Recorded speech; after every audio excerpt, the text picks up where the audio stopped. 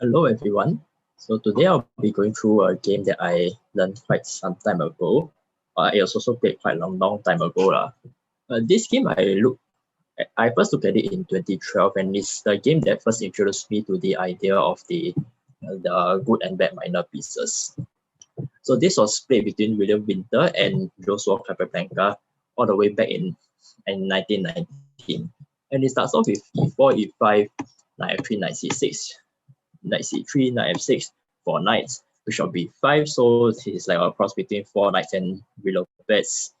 Bishop b4, castles, takes. Now we have the double pawn on the queen side. d3, bishop to d6, bishop to g5, blah blah blah, so on and so forth. And c3, a rather weird move by Capablanca. I'm not so sure why he gave the white knight this square over here. By the way, they continued with d5, and black over here, he chooses a very interesting move, g5. So of course, after takes, the bishop has to retreat. Now, what's so interesting about this move, g5? Well, you might have seen this h6 g5 maneuver quite often in other kinds of openings, such as, for example, the Queen's Gambit decline, where the white also always has this bishop on g5 winning the f6 knight, which is quite annoying for black. And usually the h6 g5 is played by the more inexperienced players, just to kick away the bishop. And why it's not so recommended in those kind of lines is because it opens up this diagonal which exposes the black king over here, and as a result it's quite vulnerable to attack. Let's say, for example, the white can put a bishop or a knight on this square, right? But in this case, the h6 g5 maneuver is not so bad because of the e5 square over here is already occupied by the pawn. So if you look at it, actually the black king is not so exposed. This diagonal is actually quite well protected. So the h6 g5 maneuver doesn't really expose black that much. On the other hand, you might notice that after this maneuver, the white bishop is already starting to get into a bit of trouble because it's starting to get hemmed in by the pawns over here. But anyway, we shall look at how the game progresses. We have bishop to g4, of course, bringing the knight, trading off the pieces. h3 captures, and now you see what's the problem with white's position. I mean, the most obvious one is the double pawns over here, which can be quite annoying if he wants to do any kingside operations. But the more problematic part of white's position is that this bishop is considered a bad bishop. And why is this so? Because like I said earlier, it's already being blocked in by this pawn chain over here. It's going to be quite hard for this bishop to be extricated. And secondly, if you want to relocate this bishop somewhere else, let's say you want to bring it over to the queen side, it's also going to be very hard. You need to spend like quite a lot of tempo, like moving this pawn, 1, 2, 3.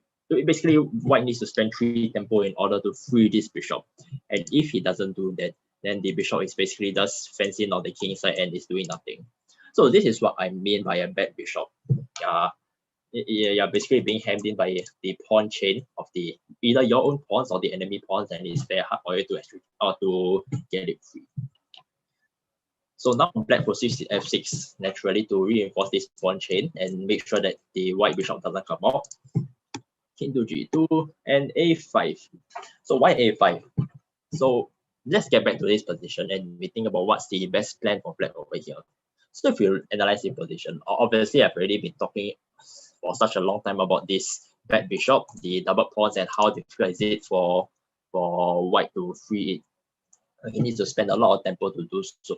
So how is black going to proceed now that he knows this? Well, first of all, you will notice that the bishop is stuck on the king side.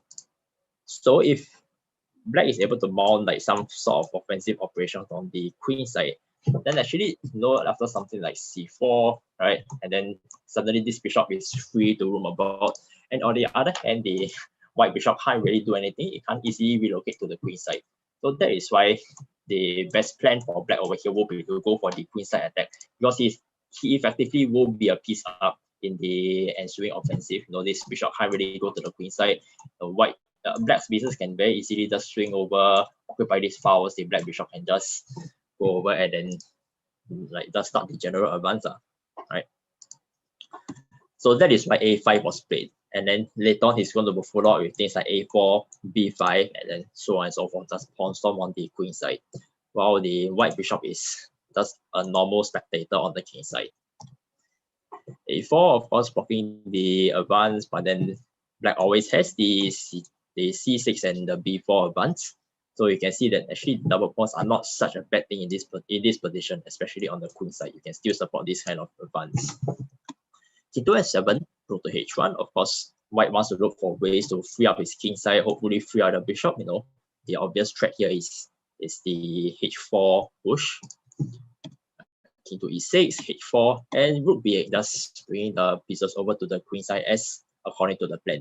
Now, obviously, it's not recommended for black to accept the pawn exchange, because after bishop takes h4, you realize that suddenly this bishop comes to life. It's going to be attacking all these dark square pawn weaknesses, and then this rook is coming down, and then now suddenly white is counter-attacking on the king side.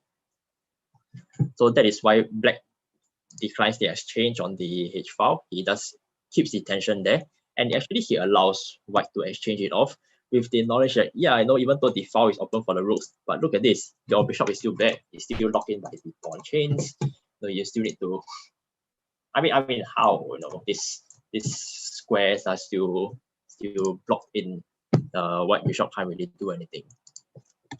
b3, not so sure about what's the point behind this move, but in any case, I do want to highlight that if white tries to do anything like f4, you know, again hoping to free up this bishop, then black can just reply it takes f4, then h2 is pretty much forced, and then you see what happens. Now the black rooks can switch back to the king side, right? And then after that, after you occupy this open files over here, then yeah, then you can just start advancing the pawns. This pawn is basically protected by this bishop, and yeah, you see it's so easy for black to switch plans over here, simply because he has more space. His bishops are can roam about more easily, right, compared to white's. So that's why f4 doesn't work over here, right? So b3 was played by white, just holding there and waiting for black's attack. c6, so of course the threat is clear, right? Trying to push his b4, opening a file, and getting rid of double pawns. Rook to a2, b5, rook ha1. Okay, so white is trying his best to defend over here, but now I think probably he's hoping for like takes, okay, takes, and then after that there's this weak pawn over here that can offer white some counterplay. But no, obviously black is not going to fall for that. So instead of taking, he plays c4, which really is the decisive breakthrough over here, because after a takes b5, c takes b3, and c takes b3, and then takes. Then now you see that black is already starting to break through on the queen side.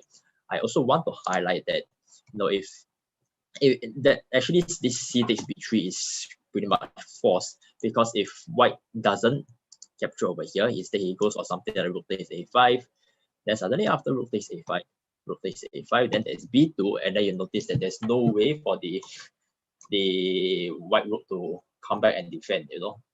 Yeah, there's basically nothing stopping this pawn from promoting. So that is why taking the pawn was forced in this position. Okay, no comments so far. That's interesting. Right, shall continue. So yeah, so the last I left off, c takes b3, and rook takes b5, and yeah, really over here the breakthrough is quite inevitable for black over here. You know, if already the b file is open, and it's very hard for. I mean, the bishop is coming in also. What's this bishop doing? Really, it's not doing anything to help white on the queen side, right? So really, after rook a4, rook takes b3, now all the pawns are going to fall. So no choice, he has to advance, and blah blah blah. After a few more moves, actually, I think, yeah, actually over here white resigned, because really there's no way to stop. There's no way to stop black from advancing this pawn and then eventually promoting it.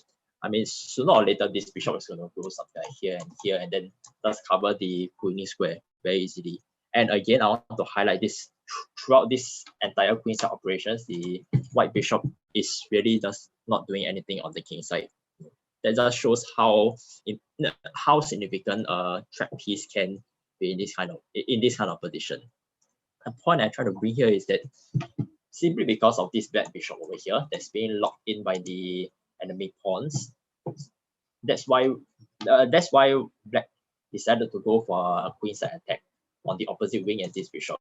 The reason being that when he does that, because it's not easy for this bishop to relocate over to the other wing, so black is effectively a piece up in the resulting attack, right? You see after the breakthrough, the opening of the b file, black has a rook, 2 rooks, and a bishop in the attack. White only has 2 rooks. The bishop is doing nothing, right? Yep. So I hope you have enjoyed the game, and that's it for today. If you have been enjoying my live streams either on Instagram or YouTube, feel free to follow me on Instagram or subscribe to my YouTube channel as well. I go by the handle Disgruntled Puzzler in both of these channels.